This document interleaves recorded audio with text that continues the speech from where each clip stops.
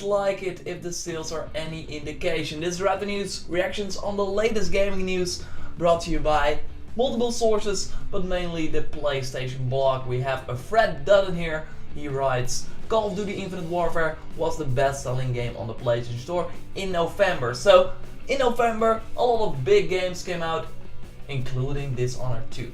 So let's look at the list and read with me, okay? Call of Duty, Battlefield, Watch Dogs, Skyrim, yeah, FIFA, of course, Final Fantasy. Of course, Final Fantasy launched like only 2 days. They had like 2 days of sales in this whole list. Still made it to 6, pretty significant. Rainbow Six Siege. That game came out last year. Whoa, great job, guys. Uncharted, of course, there was a sale with that game as well. Ratchet & Clank was pretty cheap. Little Big Planet 3 is the last one. Dishonored 2, a game that came out in November, a new game from Bethesda. They had like TV commercials, they had commercials on every big websites. There were YouTubers playing this game. It's not even in the top 20 PS4 games. This is a Little Big Planet 3, a game that came out 2 years ago, is more popular than Dishonored 2.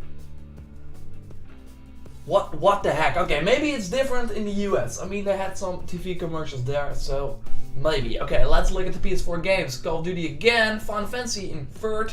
Like I said, pretty good. Well done, Final Fantasy. Dishonored. Just Cause 3, a game that released last year. Mad Max, a MAG game that released last year. More sales than Dishonored 2. You know, Dishonored 2, that game that got great scores across the board. That is an amazing game. Didn't even make it to the top 20 PS4 games in the month it came out. And it's not like that it came out in like the last week. It came out in the middle. So what the heck is going on here? We already heard that the Dishonored sales are not as expected. They are not better than the original, at least in the UK, and this is physical. So we just looked at digital in the PlayStation Store. Let's look at physical now. 40% drop, or 38 to be exact, compared to the original launch. Some of this difference will be soaked up by the larger portion of digital sales today. But if we look at the PlayStation 4 store, I hope that this is not correct, because it didn't even get into the top 20. It's a shame, as Dishonored 2 looked like a lot of fun. It's a great game. So yeah, when it released, it like came out on number 4.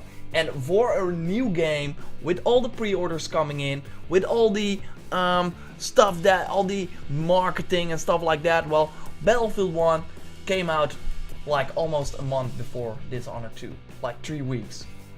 Okay, there are still some marketing things going on, but Battlefield 1, Dishonored 2 just came out. What the heck? It's insane that even Titanfall 2, that game that was a flop in many cases, it got released in between Battlefield and Call of Duty. That's like suicide. But it still managed to get into the top 20 PS4 games in the PlayStation Store, while Dishonored didn't. So what I find interesting is another indication that Dishonored 2 did not really do as well. If we look at the Dishonored 2 like Steam sales here, they are 340,000 people bought the game, and we can also see what the price point was. And yeah, during the sale there were some new users, of course, but yeah, they mostly bought it for $60. Still, 340,000, let's say 350,000. Let's compare this with the first one. And of course, looking at the first one, there are some sales. As you can see here, like huge sales. It's like $10 sometimes. But still, it's like 3 million copies sold on Steam. 350,000, 3 million. That's like insane. That's like, what the heck is going on with this franchise? And I kind of understand why it didn't sell that well, and there are multiple things. First of all, the competition of the first one was not that like huge. If we look at the day that Dishonored came out, as you can see over here, it had Code Princess on 3DS, Fable the Journey, of course, that like bad Fable game. Just Dance 4 is a good game, but for different kinds of people. XCOM, okay, I can see that, but yeah, that's also, yeah, it's a great franchise, but it's a totally different game. Then we had Pokemon Black and White, of course, for a totally different system. Yeah, Resident Evil 6. It's like, no, it's like, it came out in October as well, not like November when you have Call of Duty, and this year they had Watch Dogs 2, you had Titanfall 2, you had Battlefield, you had a ton of huge games coming out, Final Fantasy later in the month, so of course you can't spend your money on all those games, and a lot of people just skipped over Dishonored 2. And yeah, as you can see over here, it's like October, and yeah, it got hyped a lot as well. People were really interested in this game, and it did really well for them because it was a new IP. It looked cool, and then a lot of people said it was cool. And with Dishonored 2, this wasn't the case. People could not say when the game was out that it was a good game. They could not give a score because Bethesda decided to hold off on the reviews and just gave them a day before launch. So what is interesting about this is that for some games it worked. For example, Doom. Doom also had the same like review policy, and it worked. I mean, a ton of people bought it. It was May. Name another shooter that was out in May, and I don't count Homefront because that sold pretty bad as well. So that worked for Doom, and Doom is of course this huge franchise. This is one of the like first-person shooters that a lot of people know. If it's a good game, then sure, I want to play it. It's a shooter as well. That's just a super popular franchise. Skyrim, on the other hand, they had the same review policy for that. Give the game one day before release to the press so they can talk about it, so to YouTubers so they can make videos about it. And what's interesting about that is of course it's Skyrim. You fucking know what you're gonna get with a remastered version of Skyrim. It can only get worse, and in the end it turned out to be pretty worse. Looking at the wolves I saw on the internet, you probably saw that as well. With Dishonored 2, it's a game that you're probably proud of, right?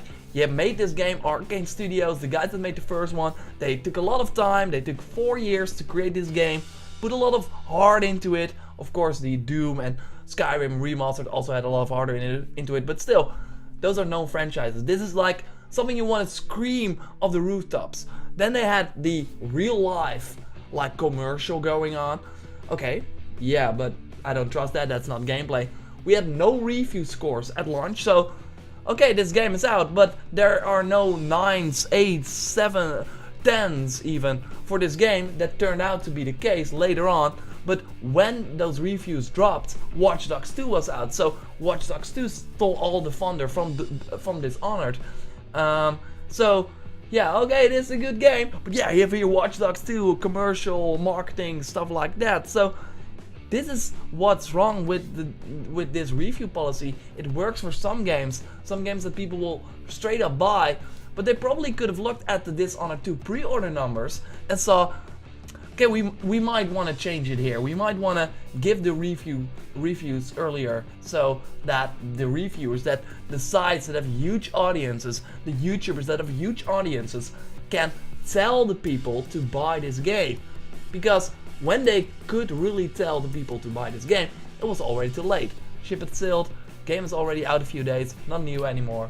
They also had the E3 showing that a lot of people thought it was too long. They had it at the end of the show, and some people just, I mean, they first showed like the areas and then they went into gameplay, and yeah, a lot of people thought it was just too long, not very interesting. It was just not a great way to show this game. So there's a lot of stuff going on, but the realistic result of this is that if we go back to the, let's say, to the PlayStation block, it's not in this, it's like Little Big Planet 3. Okay, it must have been $5, $10, something like that.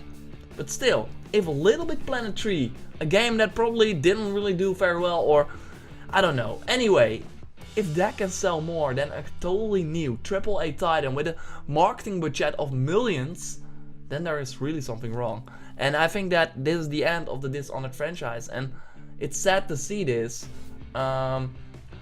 Or they should just think, okay, we were bold enough to release Dishonored 2 in the holiday because we thought, okay, a lot of people loved the first one, they will probably buy the second one. Sadly not the case, because there are a lot of other games that people buy as well. That if they ever do a Dishonored 3, maybe release in March. Release in a time when there's simply not a lot of stuff coming out, like the October release, like the early October release for the first one.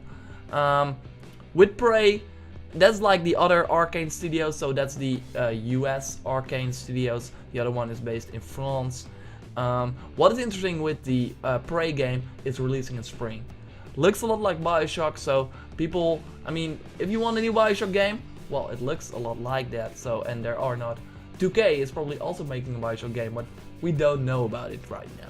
So, I think that will do really well if they choose the good, like, time frame to release it. And right now, it looks a little bit bad for Arcane Studios. They had a great hit with Dishonored. Dishonored 2 is, some people say that it's even better. I still have it lying around here. I want to get to it, but I love the first one a lot. Yeah, that's also for me. I love the first one a lot.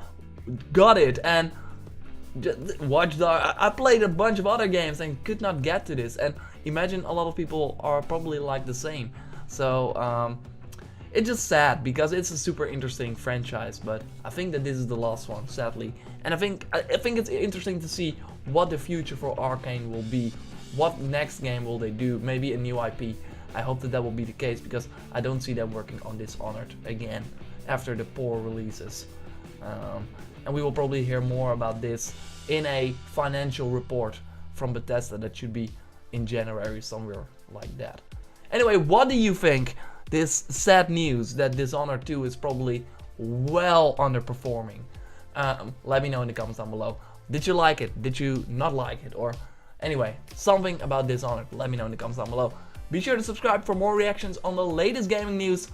Like the video if you did, and I will speak to you next time. Goodbye.